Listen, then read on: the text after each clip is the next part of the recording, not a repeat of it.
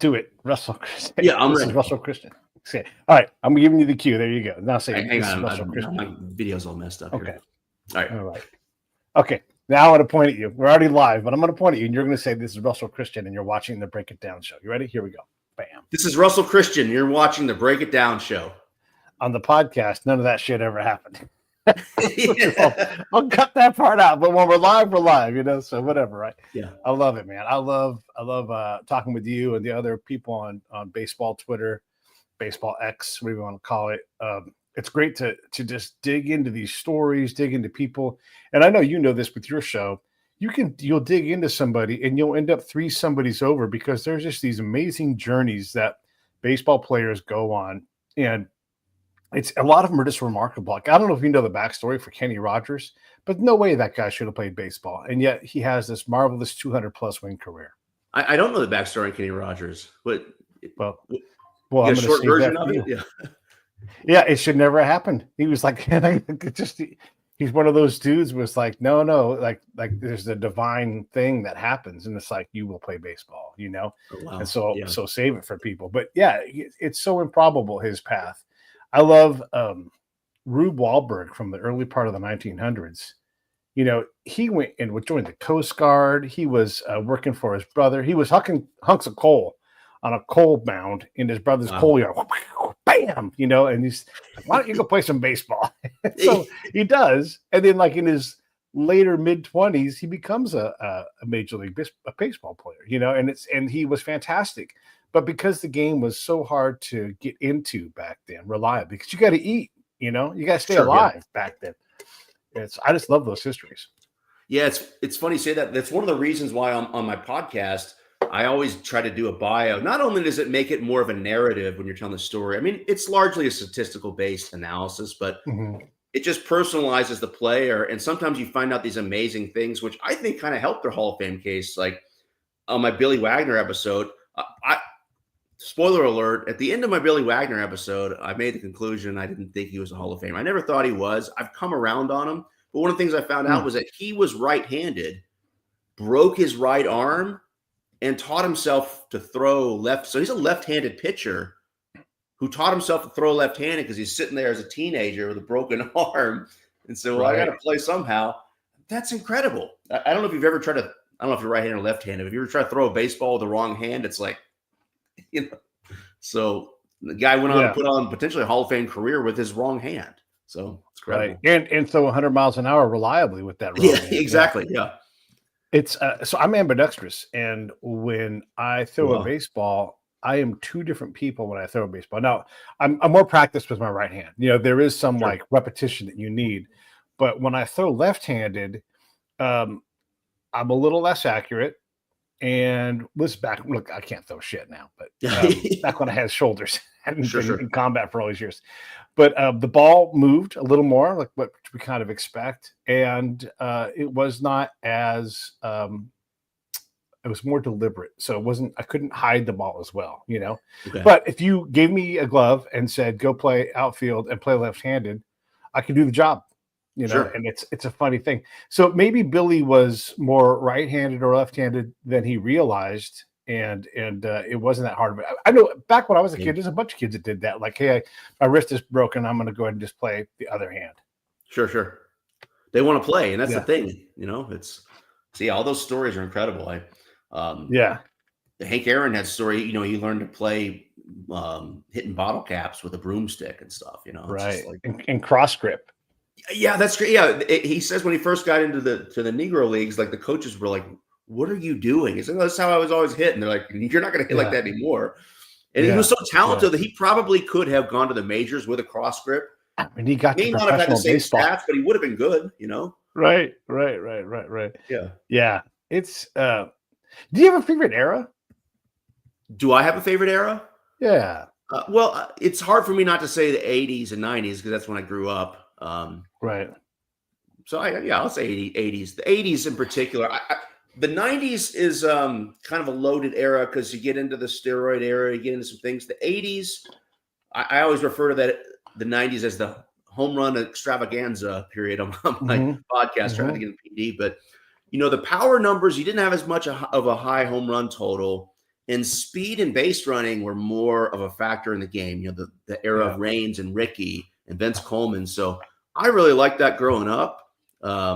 It wasn't small ball like in the old days, but it still had an element of small ball with the base running, especially the Cardinals, Whitey Ball, with Whitey Herzog and stuff. So long answer to your question, the 80s period where the best home run hitters in the league, the Schmitz and the Murphys, were getting like 37 a season, and that was good.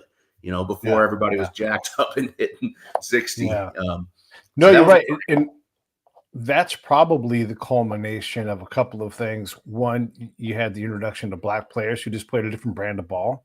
Yeah. And, as that became more prevalent, you're looking for guys who did those things. And you do reach an apex, but the apex is also, and all of these eras have a couple of things. So you get the cookie cutter multi-use stadiums that have AstroTurf, and that man, if you've ever played anything on AstroTurf, it is lickety split fast. It is like you're faster on it. It's crazy. Yeah, and so all these things go together. Yeah. No, I played. I was just in Atlanta last week, and I was watching the high school football playoffs with my brother and some friends. I played football in high school, and we got to go to the Georgia Dome. It's blown up now, but we played a couple of games in the Dome, and it was turf, and it was wild. Don't get me started. I like football on the grass. I don't like football on the turf. I like football on the grass and the mud. But it was fast, and I was like, ooh. It makes you realize how slow you are when you're on the turf. Yeah, man. Yeah, especially if that ball's rolling, and you're like, I'm never catching that ball. I played. So I did a lot of PE in college. I played soccer, and this is just PE level, nothing else. But man, you could kick that ball, and you didn't have to dribble the ball. You just had to stay by it and monitor it, and it was a totally different kind. I'm not saying bad, but a totally different kind of soccer where you could, do different things. Yeah. Yeah. If you're playing grass and turf, whatever, soccer, baseball, football, completely different game, completely different style. Absolutely. Right. And you're right. Those multi-purpose stadiums, a lot of those in the 80s, which were really ugly, but they had turf and wrecked a lot of guys' knees. I mean, Dawson, that was the big thing. He played on the turf. Yeah. Really hurt his knees, but it was a different way of playing the game for sure. Yeah. And the other thing I guess I would say about turf is when you go down on it, like when you're a kid, like I'm a diver, like I like, like I'm going to go for it. And I was like, oh, I don't dive on turf because that shit will tear you apart. Like it's one thing to get a burn, but you go against the grain and it's full cheese grater. And you're just it hurts. And there's no, I know there's padding underneath it, but football, you go on the ground. Right. It's nothing like a cushy grass with the dirt, and it's like, you hit it, and it takes the sting out a little bit. You hit that turf, and it's like, wow. Ooh, man, if you go down on your shoulder, there's a pillow there, but you quickly max out that pillow's squish, and you're just like, it's a different game. I always have a negative connotation of turf because of hearing some of these 80s stars that their careers are cut short, but growing up in Atlanta, Falcons fan, I don't remember Jamal Anderson. We went to the Super Bowl with him. I think it was the first game of the next season, a non-contact turf injury, which essentially ended his career. I was like, seriously, guys? We can't have a grass stadium in Atlanta where it's like 70 degrees in November, you know? Billy Sims, same kind of thing. Billy Sims was a legend, and he got turf toe and just couldn't. That was the beginning of the end. Could never really put. Running back is a hard position anyhow, but it's crazy. So I want to ask you about the 90s because you talk about. We call it the steroid era. I don't think that is an accurate name. I think that too simplifies. Sammy Sosa's in the news right now. Oh, yeah. And I'm all about Sammy Sosa getting the Hall of Fame. I'm fine with it. He hit a load of home runs. How many home runs did he benefit by taking steroids? Is it 10? Is it 60? Is it 100? We don't really know, But also, let's not forget, there were 2 rounds of expansion, during his career, which always brings the offense up. There was they went from don't lift weights because it'll bind you up to everybody lifting weights, whether or not they were adding anything to that or not. By the way, all the supplements back then had steroids in. It wasn't regulated like it is now. No. There was the use of video. Remember, Tony Gwynn pioneered that, and everybody's like, oh my God, Tony Gwynn can hit. I better do video. So that came in, and you started to be able to see patterns. And then statistics started becoming in, and the better eating go with the working out. All these things happened from the late 80s to the late 90s. All that stuff came on board. All of these abilities to make your your coaching better, your fitness better, your strength better. And so, Absolutely. yeah, dudes hit a lot more home runs. Were they also on steroids? Sure, but how much of that was steroids and how much of that was all these other things? By the way, strike zone changed, ball changed, you know? Yeah, that's the thing too, and nobody talks about whether the balls were juiced. Remember, and that kind of started with '87. They always called it the rabbit ball Right. year, where I Yeah, remember as a rabbit kid ball, yeah. reading baseball cards, you're like, man, these guys are all, hitting a bunch of home runs, and people are getting home run totals that they never matched. But it's funny you say that with supplements, because I remember, I think it was '95 or '96 when I was in high school. I started lifting weights when I was like 12. This is like early '90s. So I've been a gym rat most of my life. And creatine hit the scene like '95, '96. And everyone took it. And it was funny because I remember in high school, like only one or two guys on the football team usually could bench 300. Creatine comes around one spring. Half the guys on the team are benching 300. I was taking it and I got stronger, and I stopped taking it because I was like, what's in this? Right. I wasn't sure. We now know it's safe and people take it, but yeah, all that over the counter stuff. And that was kind of the thing that during the steroid era afterwards, people were saying, why do you need to take it? Because if you're working out like crazy, diet, taking creatine, branched chain amino acid, like you'll get jacked. Yeah. You'll already get jacked. But yeah, I'm not defending, but I'm a reading Game of Shadows with Barry Bonds, stuff like that. It's like all these guys were doing the same thing. So to get that edge a little higher, it's like the creatine ain't going to cut it. Lean steak and turkey, we're going to take that edge. And so to your point, like these guys would have hit a lot of home runs, and we're hitting a lot of home runs, but right. Ballparks got smaller too. There was a lot less foul ground, and so just a lot of changes came on board. And by the way, Barry Bonds worked out as good as you could possibly work out. He hired a chef. He tested his blood, every single thing. There's a certain thing when you get to a level, I'll just call them psychopaths. Like they're able to disassociate from everything else, and they're just like, I'm going to only do this, and I'm going to be the best at it, And so he did all those things. So every advantage that could be taken, he was taking it, and so he already was great, And then you add a boost, and then all of a sudden, it goes crazy. Exactly. It's funny because talking about Game of Shadows, as I read that, it's admittedly a hit piece on Bonds, but the flip side is you can read it and say, this guy is obsessed with being the absolute best athlete and baseball player possible. He was already an incredible athlete. He was already an incredible baseball player. And he was, the narrative, and it's kind of true, is like he saw McGuire, so he saw all this stuff and was like, hey, I want in on this. Don't forget about me. I'm the best. And he just set out to be the perfect athlete.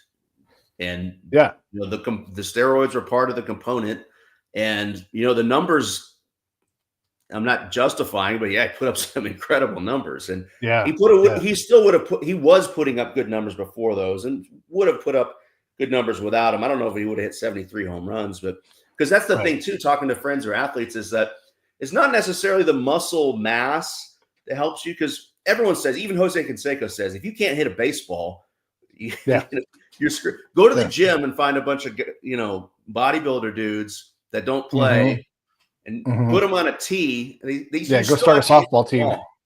You still got to be able. Well, and there's a great case study: Jose and Ozzy. Ozzy wasn't a good baseball player, not good enough for the majors, at least, And so these guys are the same dudes. They work out together. They look the same. They're genetically the same, and so it's that different. Just it's funny you say Ozzy. Difference. I saw Ozzy as a kid. The Huntsville Stars, with a AAA team in Huntsville, Alabama, for the Oakland A's. My family is from Northern Alabama, so we go visit cousins and stuff. We go watch their games. When we saw all those A's stars coming up, and we went to a game, and Jose was already on the A's, and he was the biggest player in baseball late '80s, but Ozzy was on the team. So we were kids, and we were all excited for Ozzy Canseco. And I think he went like 0 for 4 with like 3 errors. People were booing him. It was bad. We were like, wow, he is not as good as Jose Canseco. Yeah.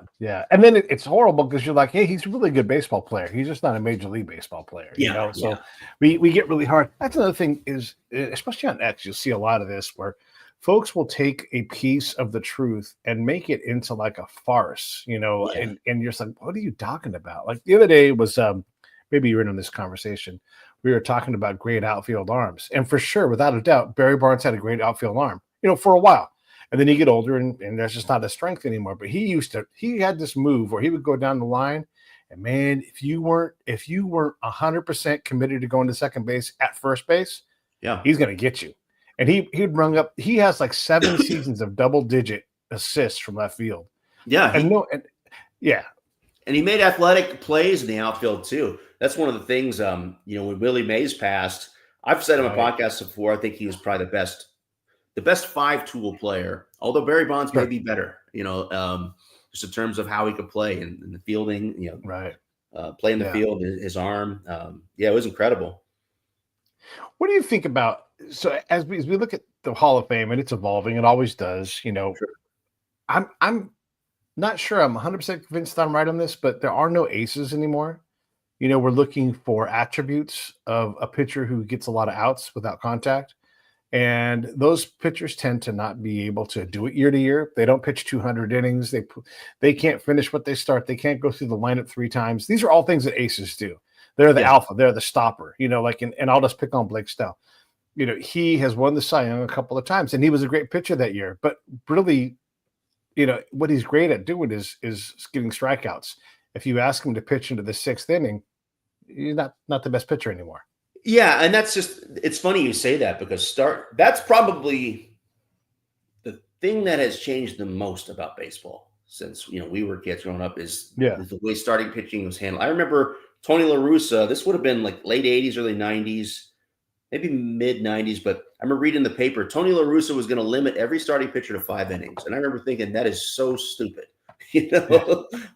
It's revolutionary now. I mean, nobody goes past 5 or 6.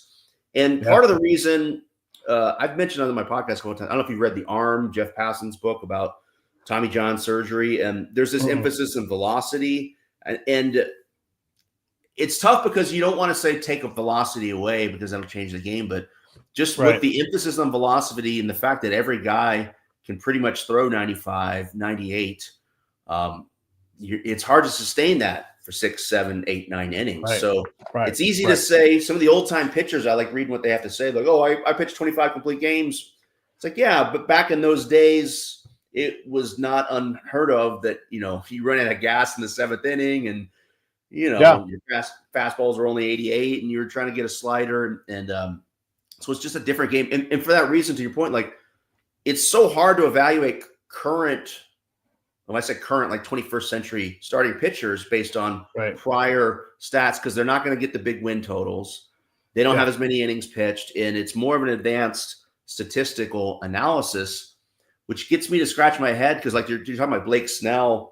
It's Snell and DeGrom, 2-time Cy Young Award winners. You look at, like, DeGrom doesn't even have 100 wins. If he retired tomorrow, I know there's people on Twitter X are going to be like, he's a Hall of Famer. And I'm like, great pitcher while he pitched, but I play the what if game sometimes. It's a slippery slope where I reevaluate MVP and Cy Young votings. And I don't remember the season off the top of my head, but there's one of the seasons DeGrom won.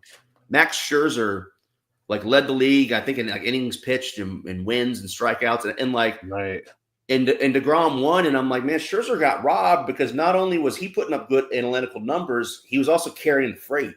Whereas DeGrom is doing well in these small outings, and it's not his fault. That's just the way the game is played.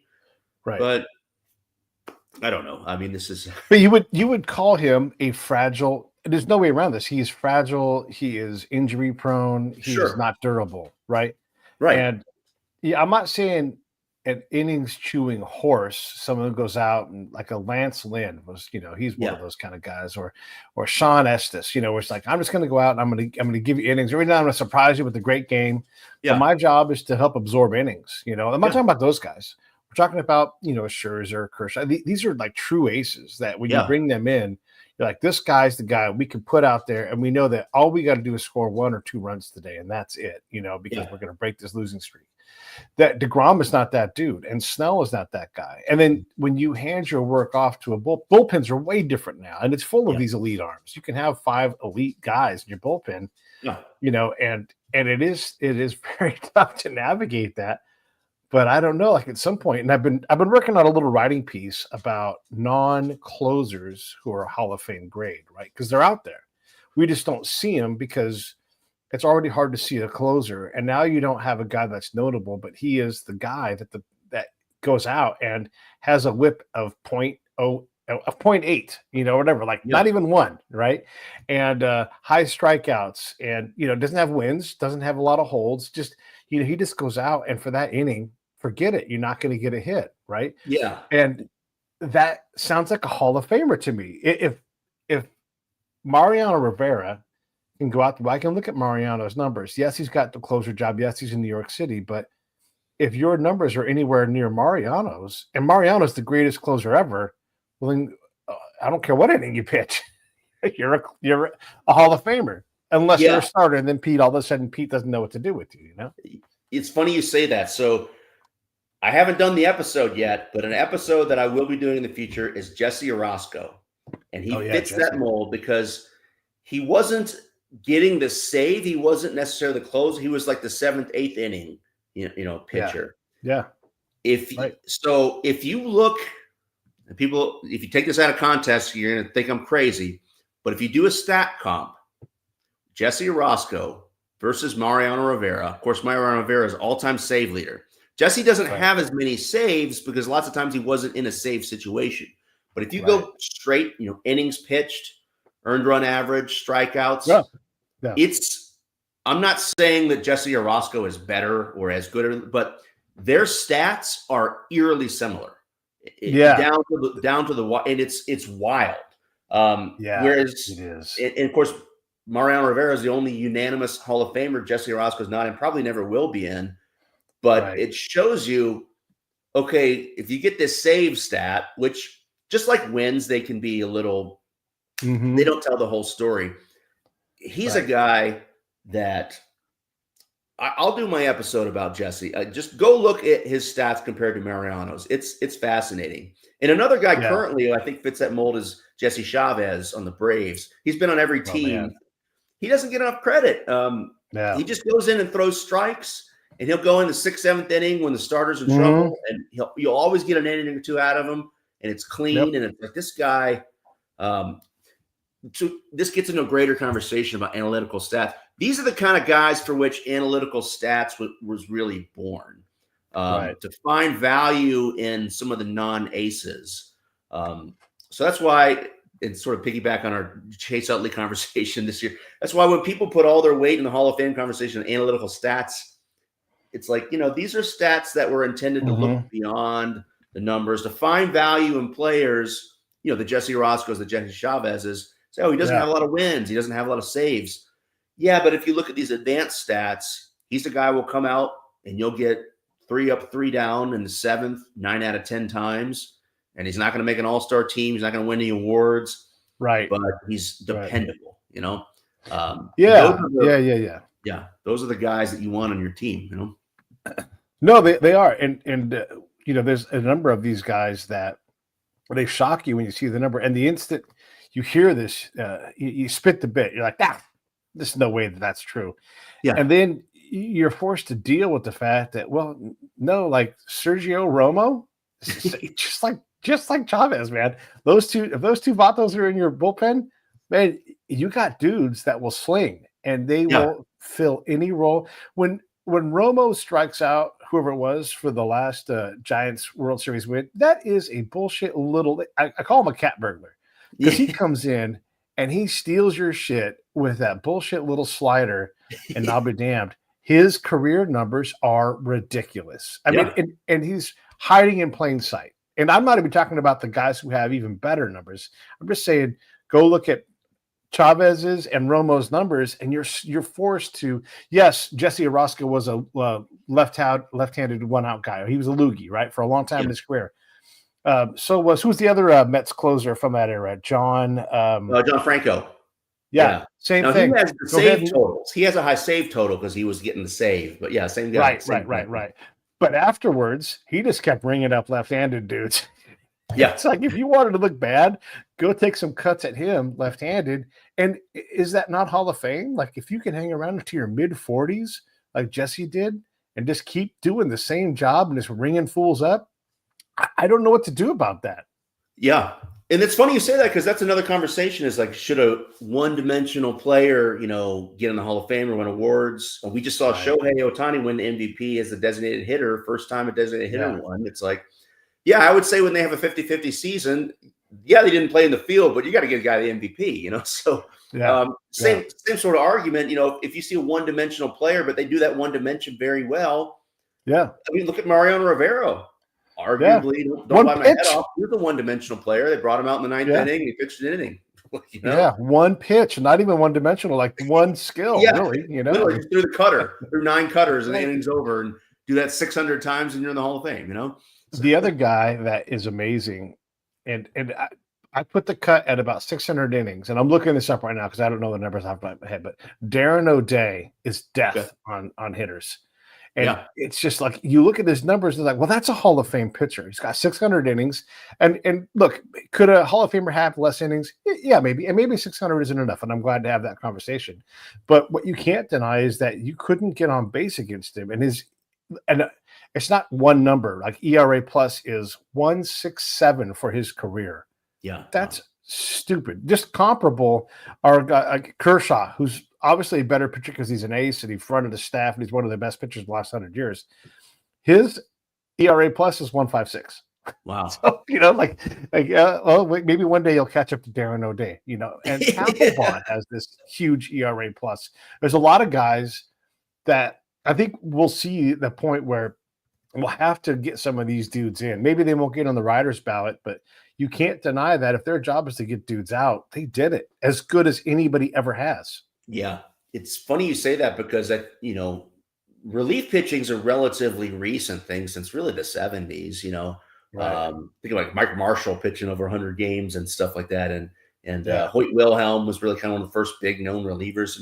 And it took like Hoyt and some of these guys took a while to get in the Hall of Fame because people were like, even some of the guys in the 80s, Lee Smith, look how long it took him to get in the Hall of Fame. So there was, I don't know if it was a bias or just, relief pitchers they're not hitting the home runs. They're not the Mickey Mantles that you grow up idolizing, but people that are into baseball realize these guys are valuable players. It took them a while. It still takes a while for relievers to, look at Billy Wagner. He's one of the best, left-handed relief pitchers of all time.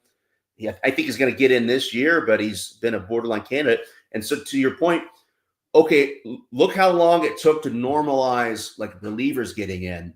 Middle relievers, I can't think of any middle reliever that's in the Hall of Fame. And it's going to be a purely analytical, review. And now that we're into the deeper analytical stats, I'm just spitballing here like predictions. Yeah, I think you might see in the next 20, 30 years on some of the era ballots, especially as we unclog the era ballot. Parker's in, Allen's in. I hope Dale Murphy and Tommy John and some of these other guys all get in so we can sort of clear the ballot. Yeah, we might see middle relievers like Darren O'Day or Jesse Orozco. I'd have to look at the advanced stats, but it's tough because you don't have a win total and you don't have a save total. You need a counting stat to hang your hat on, and it's purely analytical. I think it's too advanced at this point for Hall of Fame voters to start voting guys like that in, but I think you will. And once you get one or two, then the floodgate's open. So the floodgate is open. Yeah, it's going to change. It always does, and that's good. Yeah. Change is good. But then we do have these problematic guys like, like Billy Wagner, like Chase Utley. I don't think Chase Utley is a Hall of Famer. If he gets in, I'm not against any of these guys. I'm the first guy to say I hope that dude goes to whatever team is going to pay him the most money, and he just stacks cash. I am all for everybody getting their 10 years so they get the full retirement. I'm all for all of that. I want these guys to stay healthy. I want everybody to do great. I don't root against any team. I don't root against any player. I want them all to do great. But if you're going to tell me that Chase Utley is a Hall of Famer because he had a high peak, I'm willing to listen to that. But I just don't buy it. I value presence when I think about the Hall of Fame. And this is I just said 600 innings might be enough. So I'm glad to be a hypocrite because we all are. But I don't see Utley. So I was messing with WAR the other night. And this is not complicated stuff. I'm not a statistician or anything. But you can go, okay, how much WAR do you accumulate per game, per month, per whatever it's going to be? You can calculate that. And what I realized, and I normally say that WAR is silent on durability. That's not as accurate as it needs to be. It's WAR is a bad measure of durability. Sure. It is a cumulative stat at its heart. It's still, you have a negative WAR, but we tend to worship WAR. We talked about the MVP vote. I don't think Ohtani was this year's MVP. I know he was a great player, and I'm glad he won the Hank Aaron. I think that was suitable. But when you get a unanimous vote and you get the Hank Aaron and the MVP, and I don't know about that when the Mets were in fourth place in their own division in May and had to come back and play great ball. So when I see these evolutions where like we rely on WAR so much, and the difference between 7.8 WAR and 6.2 WAR, it's nothing. It's nothing. It's not there. When there's a positional adjustment, so it's like you're putting the numbers already, So yeah, I'm with you. Yeah, and those numbers just kind of guesses, and the replacement player themselves, it's not a true zero value, and so it's like when people bash Jeter's defense, they don't.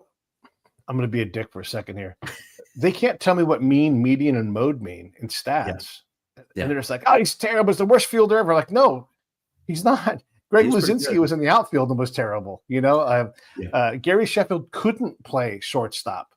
These are guys who are worse shortstops. There's guys that get pushed off the position. He played for 20. If you told me that you can hire a guy who's going to have Hall of Fame offense at shortstop, we'll use WAR, 77, 80 WAR probably for this guy over the course. You're going to win multiple championships. He's a clubhouse leader. By the way, beautiful dude, well-spoken, represents the brand well. He'll help fill the stadium. And by the way, his defense, it's maybe a little bit below average. Yeah, you take him. You take him. For 20 years, he's going to play 2,600 games. Oh, yeah. Not everyone can be Ozzie Smith at shortstop. Human highlight reel. You just want someone who's good. You're like, okay, he's good. Yeah, we could trade him and have some platoon scenario for the next 10 years, some guys that are better. But yeah, he's the leader, and there's intangibles plus his offense. And he was never a big home run hitter, but he had multiple seasons of 200 hits. I mean, he always he was a good hitter, pure hitter. I think he had a little occasional pop, but you want any team wants a Jeter. Same thing with Chipper. Like one team. He had a few seasons where he did have a lot of home runs. He, I think 465 career, but there were a lot of seasons he'd have like 21, 22, which is still pretty good. But it's like he'd bat 310 or 315, clubhouse leader. It's like, and I don't know Chipper's defensive stats off the top of my head, but I remember just watching him and he was pretty good. Right. Sure, maybe he wasn't the best, but there's a trade-off. You want the leader. You want the guy with the bat. I'm with you. Yeah. The other day I did so. When I look at these things, like first off, I think it's dumb to consider the greatest third baseman of all time, but it gets great engagement and it's interesting to talk about. So I like to talk about it. But because I really, there is no difference between Adrian Beltre, who I think is the GOAT, and say Aramis Ramirez. There's just no difference between everybody in between those two. They're all incredible. They all did. So again, maybe get our stats thing out. The bell curve, right? Those guys are on the flat side of the bell. They're just like, they're all, you're lucky to get a person like that. So that's the first thing. But when we're desperate to pick like the best third baseman, like, all right, well, let's look at it. And, Chipper has a penalty of not playing as many games at third as, say, Adrian Beltre, who I think is the best.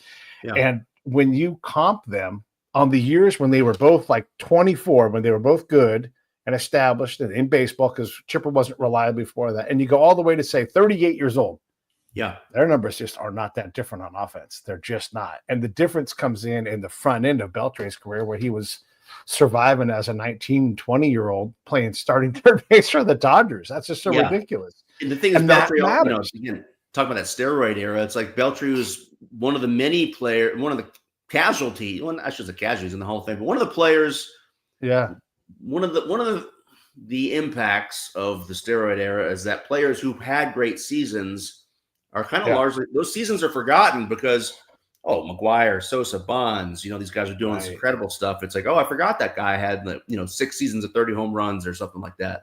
Look at, was it named Eric Karros, the Dodgers, had multiple seasons, 30 home runs, 100 RBI, and I don't think he ever made an all-star team, So it's like, these are numbers that in the 80s would have been leading the league. This guy might have been multiple-time MVP. But, Beltre, I mean, it's apples and oranges to go who's the best third baseman. He's certainly very good. I mean, defensively, Yeah, I'd say Brooks Robinson.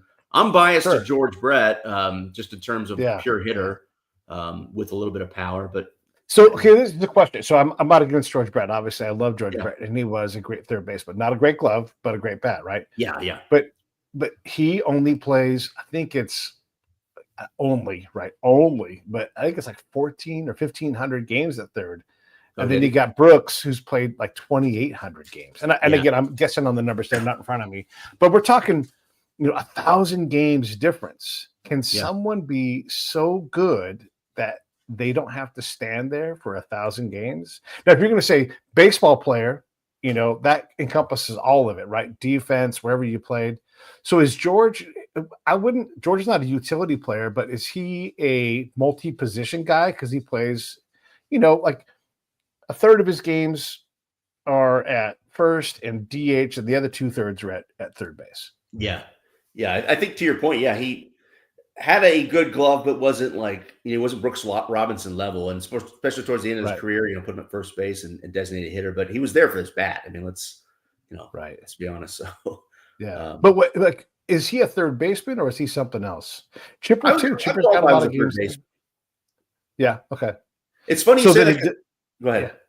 No, you go. You go. You're the I was going guest. to say this was the discussion that came up, and I talked about it on my Joe Mauer episode. I was about this close to saying I don't know if Mauer's a Hall of Famer. Of course, he's a first ballot Hall of Famer, so what do I know? But my issue Yeah. was that everyone was saying, "Oh, great hitting catcher." It's like he didn't play that many games at catcher. He played a lot of his career at Right. first base and designated hitter. Yes. So Yeah. that was my only beef. It's like when people are saying he's one of the greatest hitting catchers, and I believe he had he still has the highest career batting average for a catcher. And I broke down his stats on my episode per, catching. And it's like the guy, I don't even think he has the minimum 10 years of service time required for the Hall of Fame at catcher. So it was kind of almost a half and half thing. I don't have the numbers memorized off the top of my head, but it kind of drove me crazy because you'd see, Joe Mauer, legendary catcher. I'm like, legendary catcher / first baseman. And if you're going to grade him based, once he gets into the first base category, you have to grade him another first baseman. It's like there was a lot of other better ones, when you start stacking up his stats. So it doesn't matter. I even said it at the end of my episode. Look, the guy had a great career, 3-time batting champion, MVP, hometown hero, 15 seasons all for the same team, grew up in Minneapolis.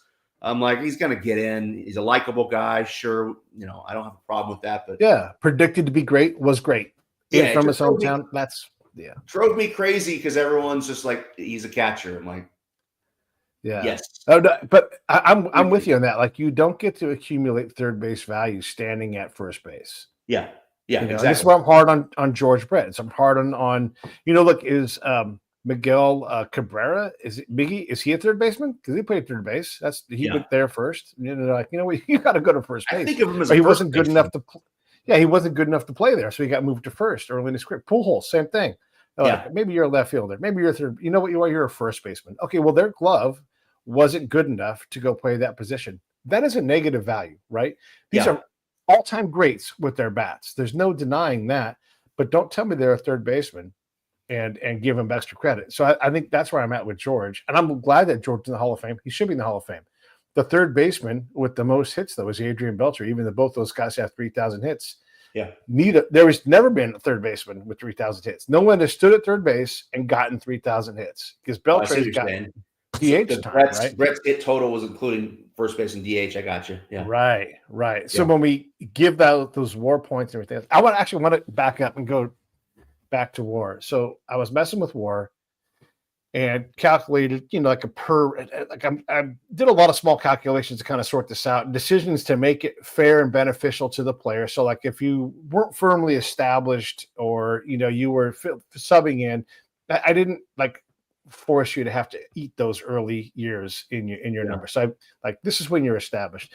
With some players, a little harder to do. There's some fudging in here in the numbers.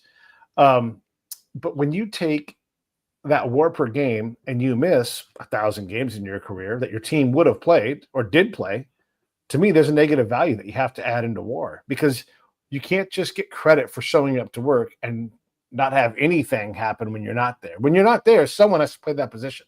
Exactly. The team has to account for you. So, like, I'm pretty hard on Ohtani. I think Ohtani is great, but I'm pretty hard on Ohtani because number one, he shouldn't be stealing bases. I know he can do it, but you inevitably get hurt. That's the actual academic research. You're going to get hurt when you do these things.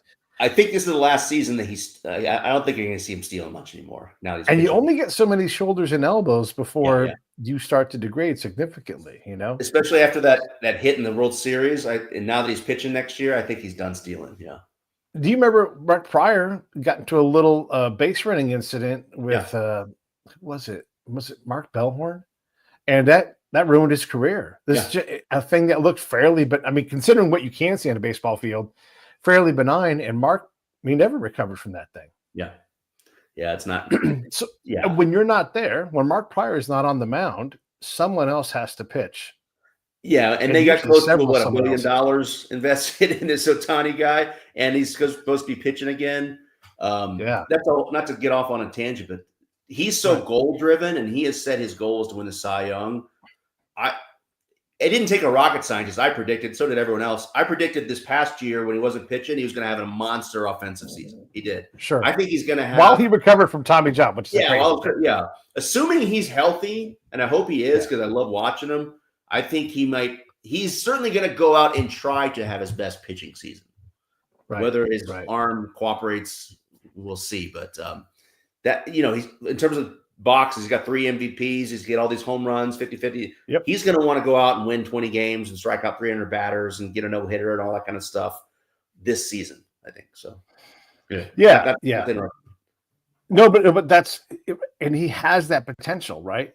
Yeah. But when you go for something, when you try to jump over the Grand Canyon and you don't make it, there's a cost, right? So, I want him to do it, I like, and I know you're talking about it on Twitter this week. I like the idea of factoring in playing time in WAR because I'm old school, and I talked about this on my Dale Murphy episode and my Steve Garvey episode. It's like these guys had these consecutive games played streaks.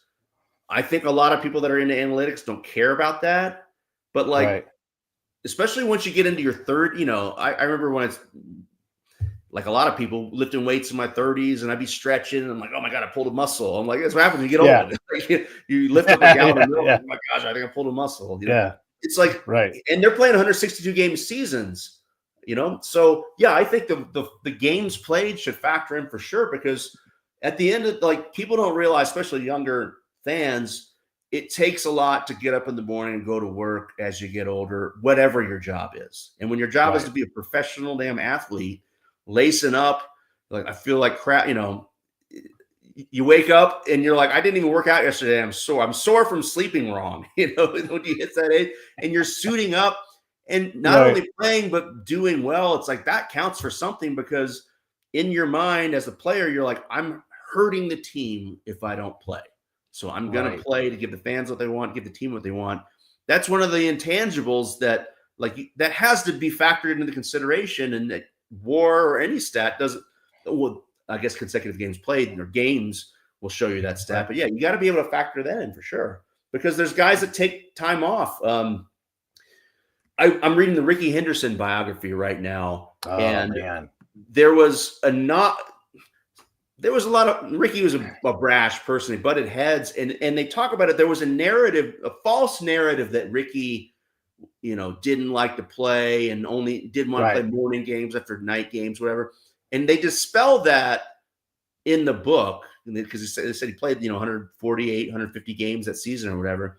But nevertheless, the narrative, driven a lot by some of the teams that didn't want to pay him as much, was that, you're not a team player, you're only playing in the games you want and doing the stats you want. So, and I don't want to name names. There are players I think that do that play 130 games a season. They're like, I don't want to.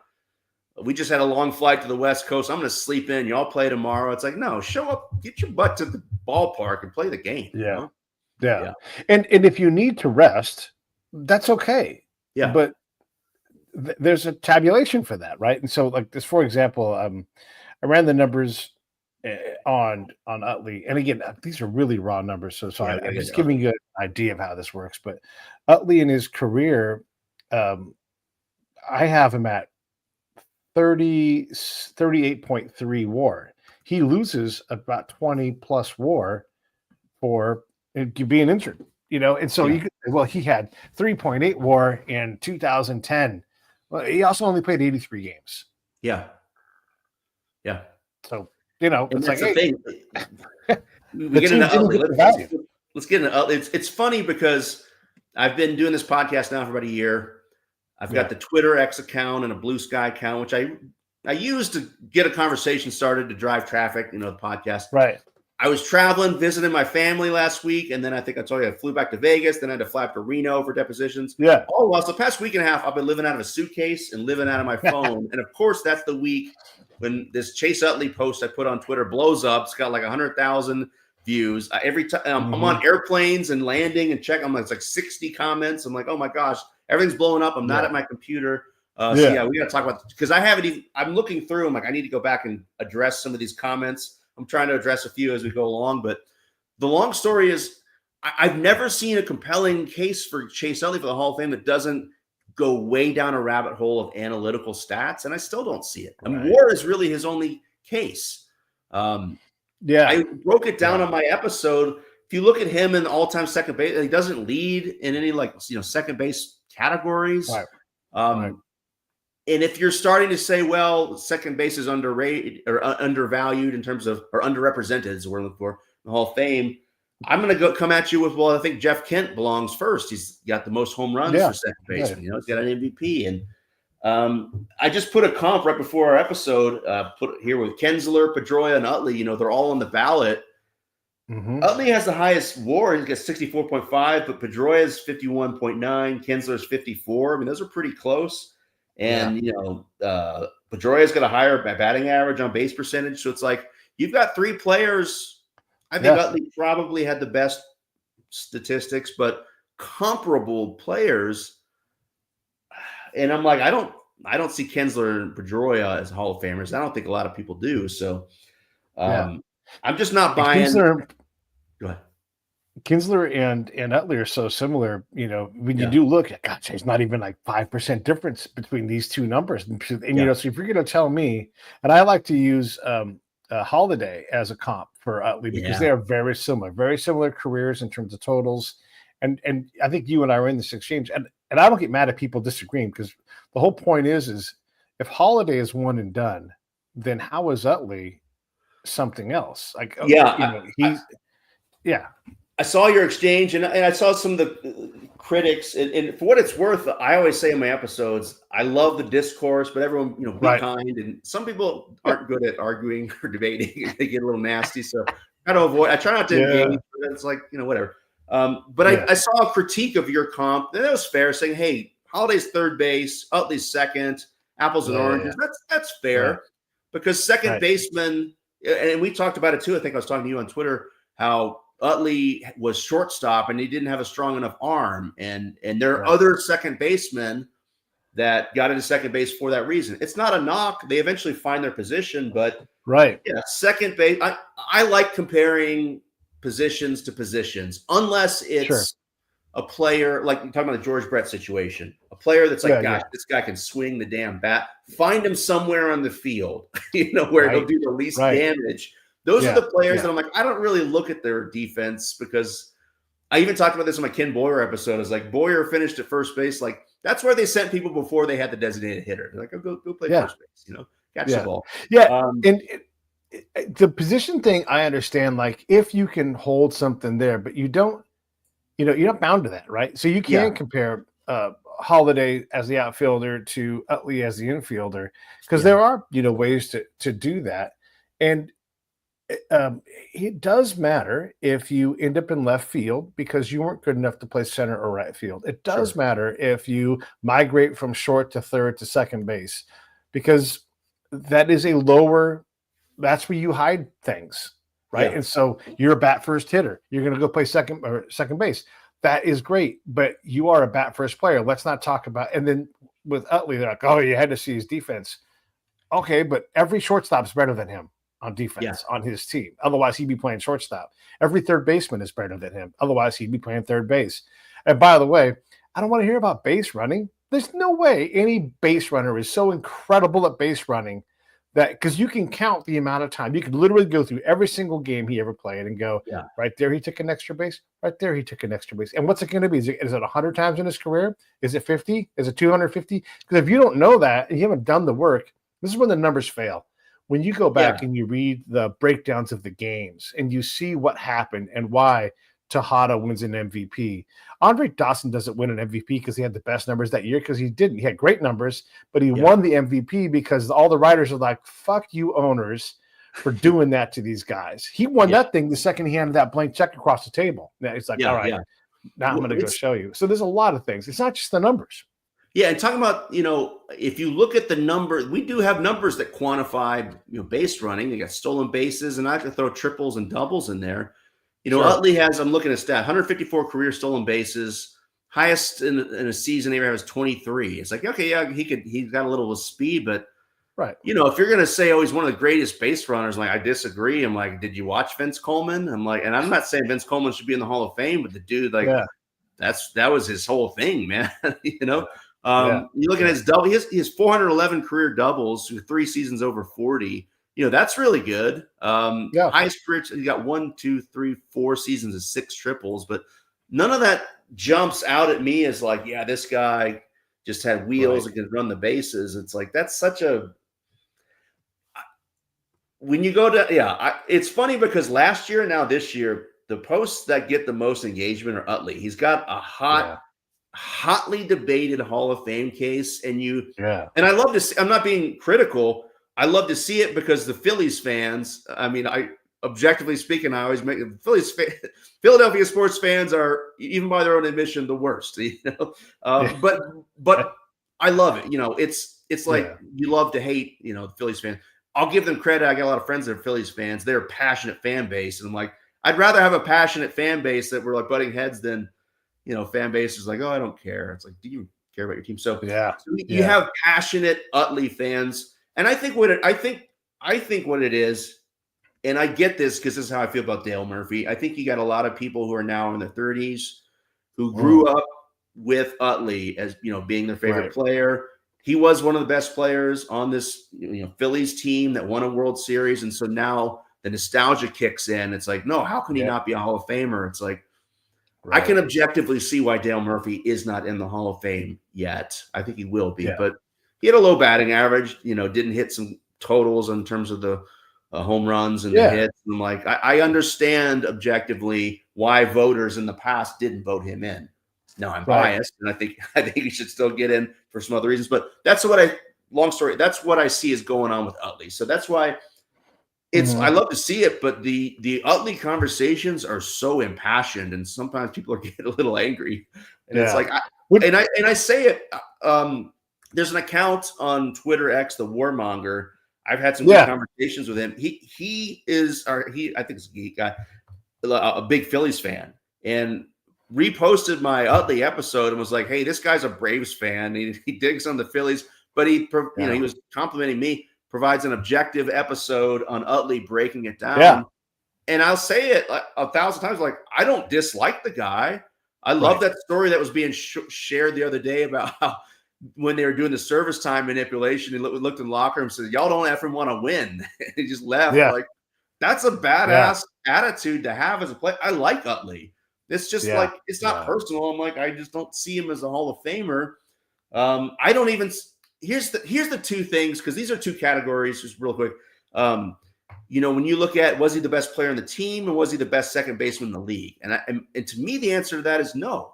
And I talked about this in my Utley episode. I don't even think he was I think he was the third best player on the Phillies during their era. I think Howard, who could have been a Hall of Famer but just fell off the cliff, Howard and Rollins were arguably better players than Utley. So it's like he was the third best player on his own team.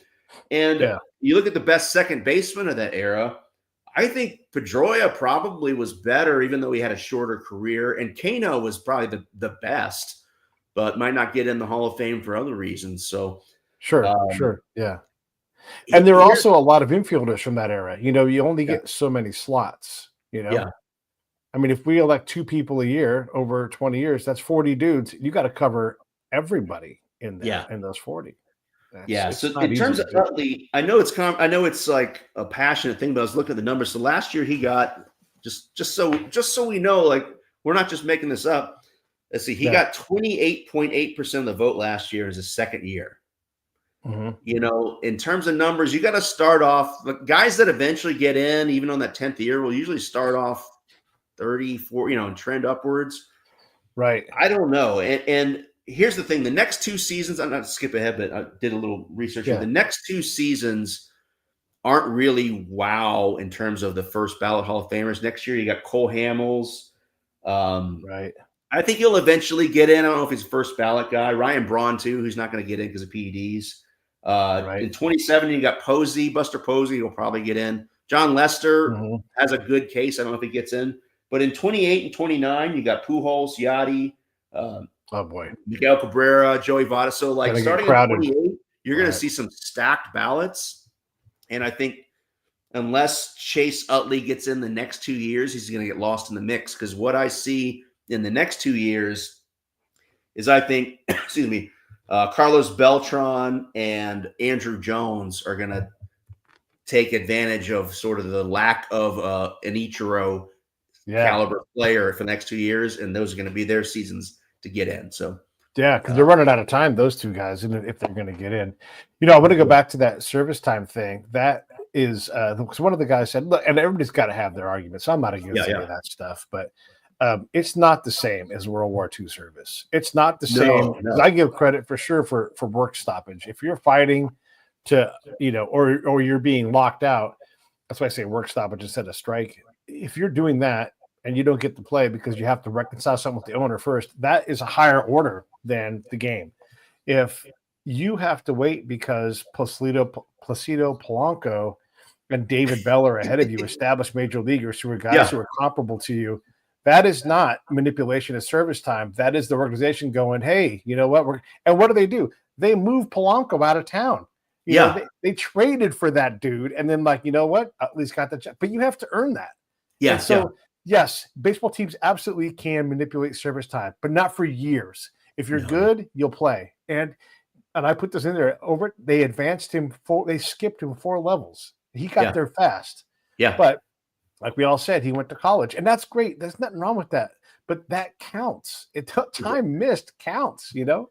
And we struggle with these things. I'm with you.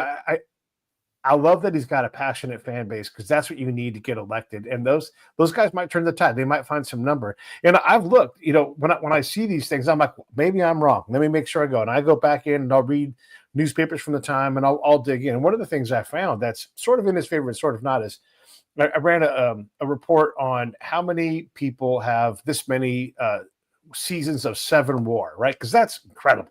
Yeah. And he is one of the top 20 guys in that. Well, he's in the top. Let's see.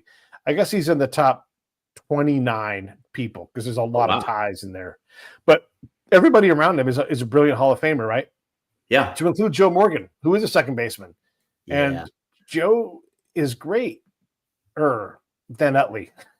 And Joe, here's the thing. Joe has incredible advanced statistics. He also has really good counting stats and led the league. I'm a big fan of like players who lead the league in a lot of categories, led the league in a lot of categories.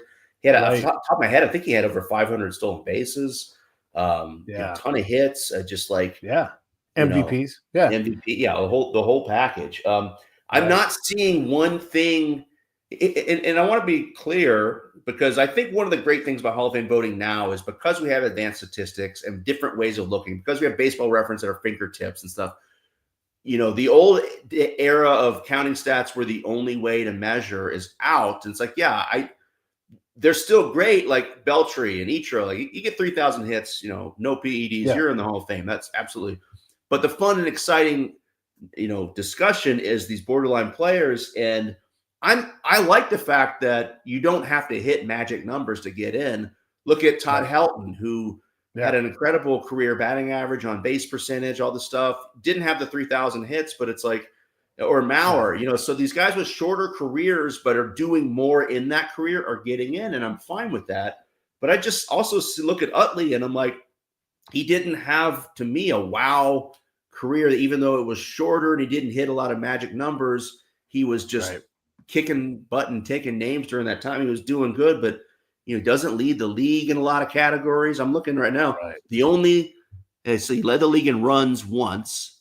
He led the league in hit by pitch 3 times. And we got into a conversation about this on Twitter where people, I kind of make jokes about it on my podcast because like for my Dave Parker episode, I was stacking like his career hits, home runs, RBIs. I'm like, these are like basic building block counting stats.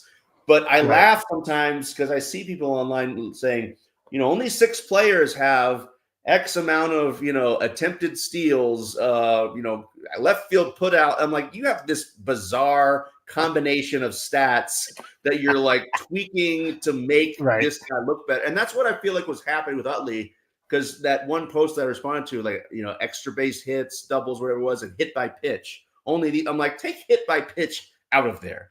It's a fun I go into that in my Utley episode. It's a fun rabbit hole. Like, dude, this guy got hit by a pitch a ton. I did a little rabbit hole about the guy with the all-time, hit by pitch record. But I'm like, that to me is not a Hall of Fame. It's just a fun baseball story. And if you're using it to boost his case, I'm not buying it. I will say the only player, not to get off on a tangent, but the only player I think the hit by pitch total matters is one of the players who luckily got in the Hall of Fame before I started my podcast. That's Minnie Minoso, who was, I believe, the first, Black Latin American player in baseball and led the league in hit by pitch like every season. I mean, I don't know the stats off the top of my head. And I'm like, okay, that matters because he was getting thrown at for a reason. And that's part of the story of Minnie Minoso and all those players, a lot of Black players that played in the 50s and 60s and even the 70s. And like, they're facing things that white players didn't have to face. And so in that instance, Minnie Minoso's hit by pitch total matters. But I'm sorry, Chase Utley is not being targeted for his rate. Maybe he just creeps up in the inside of the plate or I don't know. Like, or maybe he's a hard-nosed player, right? Hard-nosed player. And he took out, I forget the guy's name, took the guy out, stealing at second base. And so, maybe there was a little bit of you play dirty at second base. Maybe he puts the tag on a little too hard. So everybody's like, hey, that's just part of the game. It's a cool factoid, but I don't see that as like a compelling part of his Hall of Fame case.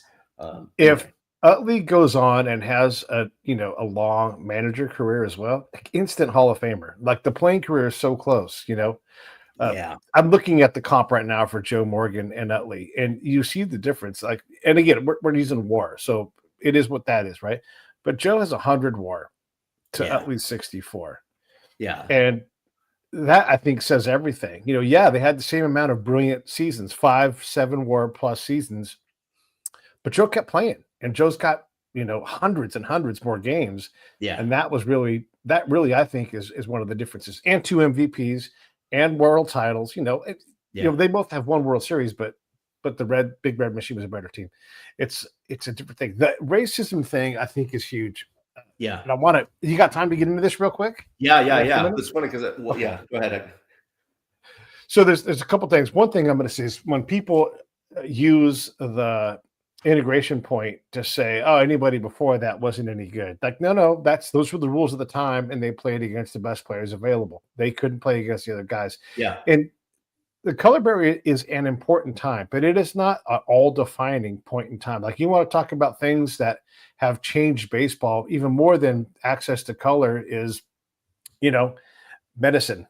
Yeah. I mean, access to antibiotics has created a lot more brilliance, advancements in surgery, the modern knee surgery. Oh my God. Like anybody can benefit from this. So yes, there was a race of people that were excluded, and that's horrible, and it counts, but it is not this only thing. The access to video, to watch the same pitcher, to see spin on the ball, all this stuff makes the game go higher and higher and higher. So that's the first thing. The other thing is if we're going to use race, let's understand what it means. Okay, so Jackie Robinson breaks color barrier, Larry Doby in the American League, but still you didn't see teams with 3, 4, 5, 6, 7 players. There was another barrier there. And Ditmore writes about this in his book about Jim Gilliam. And you can see the impact of that. The Dodgers in, I don't know, like in 52, when Gilliam could have played, but he couldn't because he was black, and the Dodgers couldn't have that many black players, and they were ahead of everybody. Yeah. They had Billy Cox at third. Billy Cox, great player. Dodgers, Brooklyn people loved him. But if Gilliam is there, better player, good chance they win and beat those Yankees because he's a significantly better player. Yeah. And so there's that barrier that they had to break by. And then it was the coaching barrier and the managing. So there was always this retarding of access to things throughout. And so if you just say it's the integration part, then you've missed that there are a lot of seasons. So Gilliam loses a couple of seasons because the Negro Leagues were deemed to be now a lower league. Yeah. So it's as if, but it's not listed in his minor league stats, right?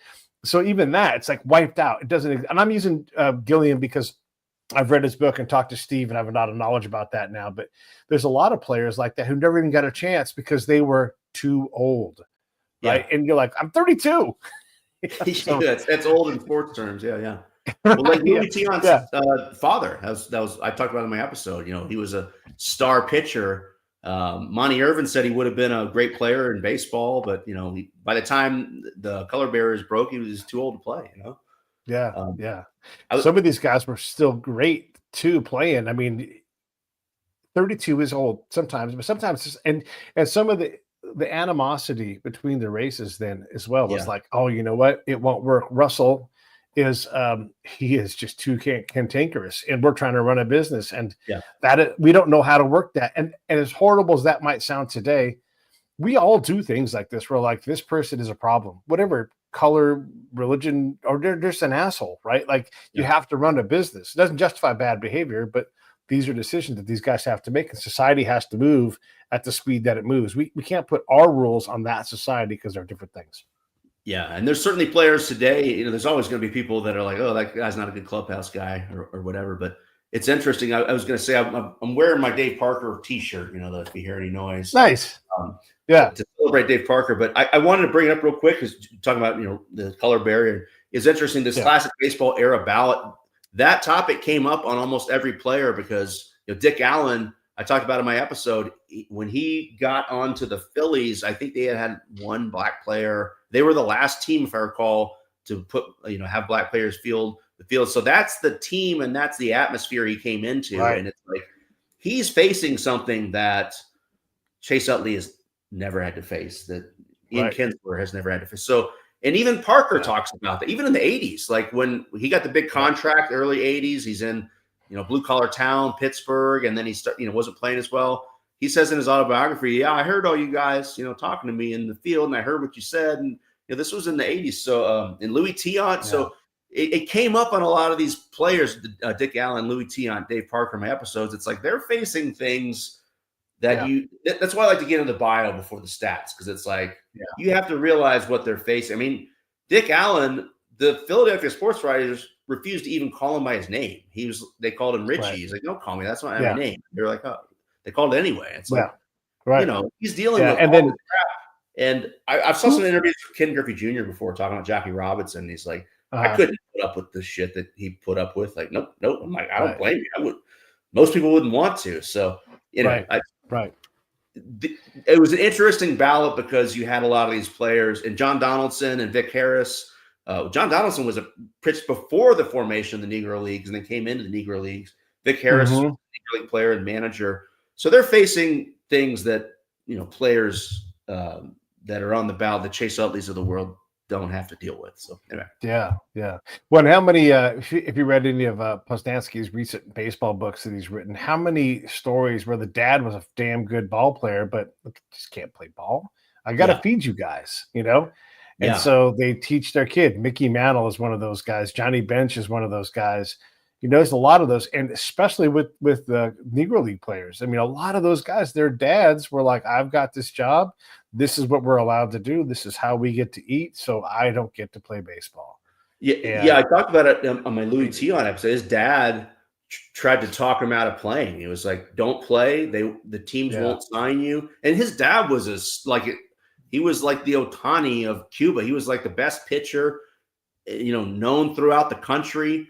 Could have pitched in the big leagues, if there weren't a color barrier. And Tion showed from a young age, his skills, and his dad was like, "Oh no, don't go down this road." And I kind of joked in my episode, of course, is when a father says that to the teenage son, that it almost encourages this son. Kids are always going to do what the exact opposite of what their dad says. So of course he did the exact opposite. And his mother encouraged him. So, okay, mom's on my side. I'm playing baseball. A lot of stories like that where the dad says no, the mom says yes, or the dad says, whatever, right? And in Wade Hoyt's book, his uncle says no, but Wade's like, I'm a kid, a high school kid. He's like, I'm gonna go play baseball.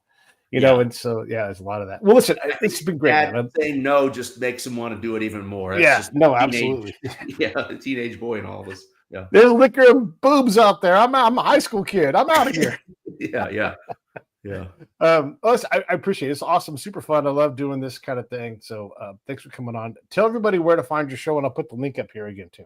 Yeah, I'll pull it up. So you can find me anywhere you stream podcasts. My podcast is The Case for, a Baseball Hall of Fame podcast. I'm going to pull a link up right now, actually, to my I got a link right here for everybody in the comments. It's Spotify, and just type in a case for the Hall of Fame. Yeah, where do I see it right here in the chat. I'm gonna put the link. I actually put the link to my Louis Tion episode right here. And once you go there, you can find all my other episodes. Yeah. And a great follow on X too, if you're on there and you want to talk baseball, or Blue Sky, and go out and have conversations with my man Russell here. It's been great talking to you. Anything in closing before we wrap this up? I just want to say thanks a lot, Pete. I'm going to be I took a weekend off visiting my family, so I'm going to do a recap of the Classic Era ballot, and I'll get back into the players that are on the Baseball Writers Association of America ballot. And then we'll see who gets in January. We already got Dick Allen and Dave Parker. I'm super excited. I don't get off on it, but Parker, I'm a big Dave Parker fan, got my t-shirt. So I'm super happy that he got in and Dick Allen got in. I was hoping Tommy John would get in, but I think he'll eventually get in. But anyway, you listen to my episode. I hope he gets it before he dies too. I hate it when they put him in posthumously. Like, damn it, let him enjoy it even for a year. I talked about that in my episode. I don't have a problem with prioritizing the living players. Tommy John's, I think, 83, is in his 80s. He's so old. Parker's in his 70s with Parkinson's disease. So it's like, we got to get this guy in. I'm so glad he's there. Yeah, it's time. All right, well, I'm going to wrap this thing up. Everybody else, take care. Have a great day, and I will see you all later. All right.